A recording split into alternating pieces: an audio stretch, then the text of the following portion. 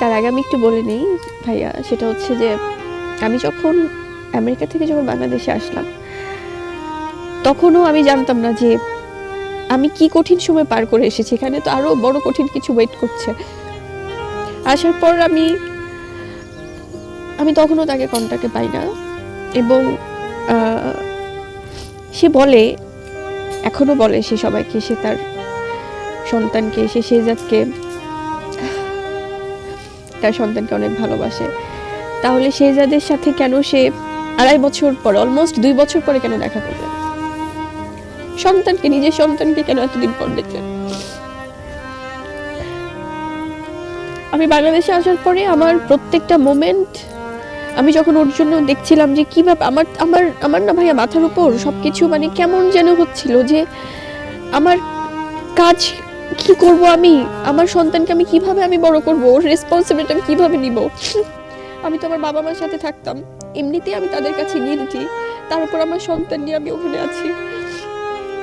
ওর জন্য দুধ কিনতে হয়, ডায়পার কিনতে হয়, হসপিটালে নিতে হয় সব। আমি আমার বাসায় আমি বলছিলাম যে আমি কাজ করব, তারা তো চাচ্ছিল যে ঠিক আছে ফাইন, তারা দেখবে, কিন্তু কতদিন ভাইয়া, আমার নিজেরও তো একটা সেলফ রেসপেক্ট আছে। তখন আমি চেষ্টা করছিলাম তার সাথে অনেকভাবে যোগাযোগ করতে, এবং আমি বলছিলাম শুধু তুমি, আমার দায়িত্ব দরকার নাই, তুমি আমার বাচ্চাটাকে শুধু একটু দেখো,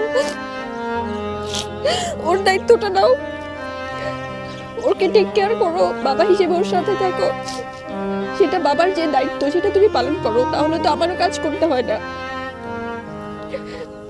আমি কিচ্ছু পাইনি, আমি কোনোভাবে তার কোনো কোঅপারেশন পাইনি। আমার লেবার পেইনে আমি ডক্টরদেরকে রিকোয়েস্ট করছিলাম, আমার যখন সেন্স আসছে এরকম, আমি যখন একটু একটু ফিল করি, কারণ আমি তো জানি আমাকে ঠিক থাকতে হবে আমার বাচ্চার জন্য। আমার বাসা খরচও যেমন দিতে হচ্ছে, আমার জাস্ট বের হলেই আমি হসপিটালে যাব, আমার $100 নাই ভাইয়া, জাস্ট ট্যাক্সিতে আমার দিতে হচ্ছে, বা ইসেতে ট্রান্সপোর্টে। সো এই যে কস্টিং সব কিছু, তো আমাদের তো একটা প্ল্যানিং ছিল যে আমরা ওখানে যাচ্ছি এবং সে আমার পাশে থাকবে। এবং যখন আমি সেই ব্যাপারগুলো, আমার প্রতিনিয়ত আমার স্ট্রাগল যাচ্ছে, এবং আমি কি করব, আমার ফাইন্যান্সিয়াল এদিকে অবস্থা, আমার হয়তো বা আমার ফ্যামিলিকে আমি বলছি, আমার বাসায় তো আমি তো তাদের মেয়ে, আমাকে তো তারা ফেলে দিতে পারবে না, তারাও চেষ্টা করছে যেভাবে পৌঁছানো যায়, কারণ করোনার টাইমটা তো কেউ পাচ্ছিলও না যে কিভাবে পৌঁছাবে বা কি করবে। তো এই যে একটা মুহূর্ত, এবং আমার হসপিটালে আমি যখন সেন্সলেস হয়ে গেলাম, আমার শুধু একটু একটু মনে পড়ে যে আমাকে হুইল চেয়ারে উঠাচ্ছে, এবং তারপর আমি জানি না ভাইয়া, ওখানে যারা নার্স ছিলেন, যারা ডক্টর ছিলেন, তারা আমাকে ওভাবে করলেন, এবং আমি না, আমার এত পেইন হচ্ছে, লেবার পেইন, আমি শুধু বলছিলাম যে আমাকে আমার বাসায় একটু ফোন দেন, আমার বেবির বাবা যিনি, ওনাকে একটু ফোন দেন, আমি একটু কথা বলবো, বিকজ আমি জানি না আমি সার্ভাইভ করবো কিনা। আমার বাসায় একটু ফোন দেন, আমি আম্মুর সাথে কথা বলবো। আমি বাসায় ফোন দিয়ে আমি হাওয়া করে কাঁদতেছি,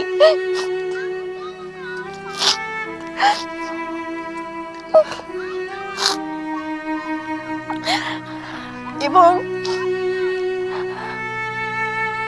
আমার লেবার পেইনে আমি ডক্টরদেরকে রিকোয়েস্ট করছিলাম, আমার যখন সেন্স আসছে এরকম, আমি যখন একটু একটু ফিল করি, কারণ আমি তো জানি আমাকে ঠিক থাকতে হবে আমার বাচ্চার জন্য, আমি বলছিলাম যে আপনারা আমাকে এমন একটা কিছু দেন যেটা দামি মরে যায়, বাট আমার বাচ্চাটা যেন থাকে। কারণ এই পেনটা, যে লেবার পেনের যে প্রবলেম, যে কষ্টটা, আমার মনে হচ্ছিল কি আমার অবচেতন মাইন্ডে যে আমার বাচ্চারও মনে কষ্ট হচ্ছে।